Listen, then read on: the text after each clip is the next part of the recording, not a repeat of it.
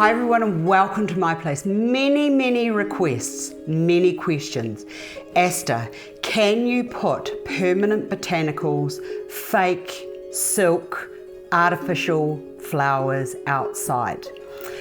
Well, I'm going to say yes you can, but they cannot be in harsh sun. They cannot be in extreme temperatures like frost and wind and snow. Can't have that. And they don't like lots and lots of rain either. And the reason for that is the glue that has been used to put these together, it breaks down over time.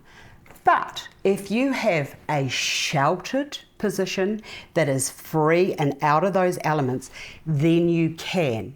Second question, Asta, could you share how to do an artificial window box for under porches? And that's exactly what I'm going to do. And when I was a little girl, my nan was an expert at making hanging baskets and beautiful floral window boxes. I absolutely loved and adored them, but was always left really sad when there was nothing, they were all planted up, nothing, and then the surprise and the joy of things starting to grow, and they would look resplendently beautiful, and then come the end of the season while they looked like nothing. And I used to think to myself, wonder what else Nan could put into those. And I think one day I even suggested that we grew cabbages in them, to which she thought that that was kind of a good idea. But when the autumn comes, not much grows outside where I was raised. So she also used to talk about fillers, thrillers and spillers. Right. A spiller is something like ivy. A filler is something like lavender.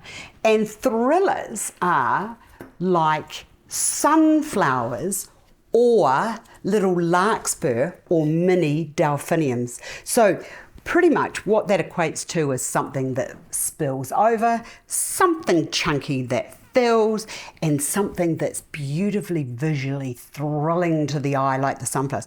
Really easy to put together.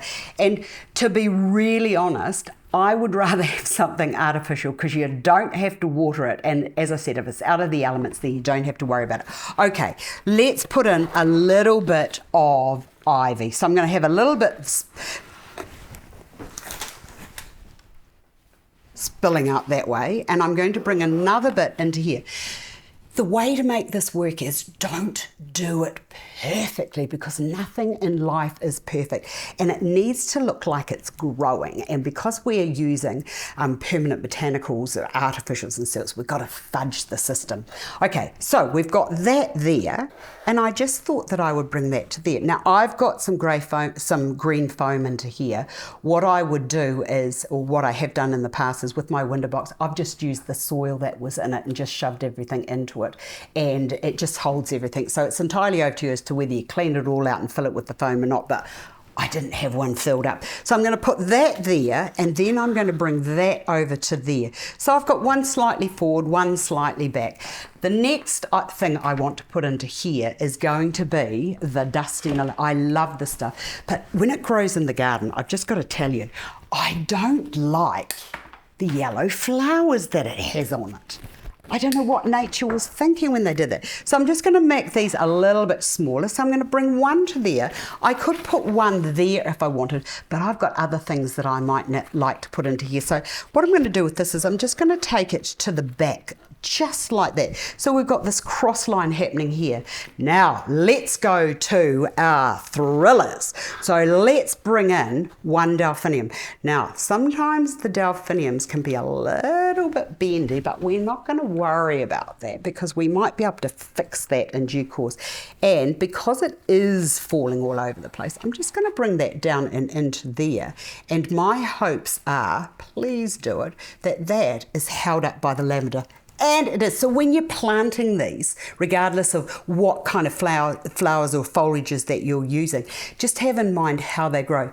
Now, at the moment, I'm looking at that there and I'm looking at that there and I'm thinking, oh, I'm not liking that being the same length. So just by whacking a couple of inches off the bottom of this, and when I bring that into there now, look at that. That is more to my, oh, hold on, no, it's not. No. It's not to my liking because it's moving. So I'm just going to bring that to there, and that's going to make that just a little bit thicker. And let's just bring that into there like that. Oh, perfect. Okay, let's bring in a thriller, another thriller with the sunflower. Oh, yes, look at that.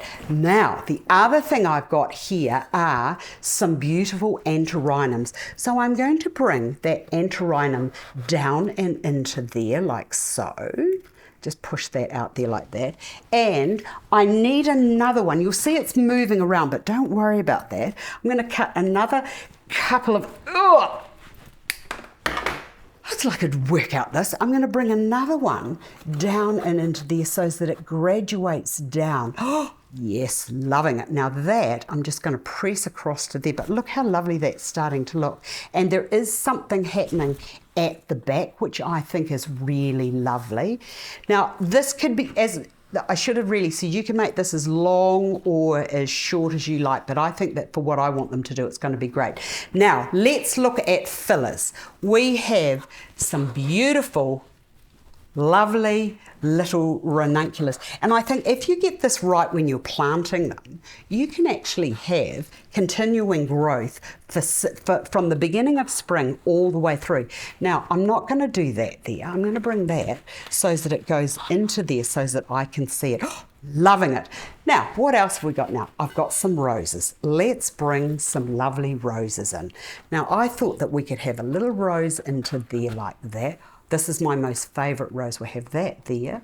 I'm going to cut these as well because I want these to be a little bit more down and into the design. That can go into there. Hopefully these will all hold themselves up. Now with the last one, cut that even shorter.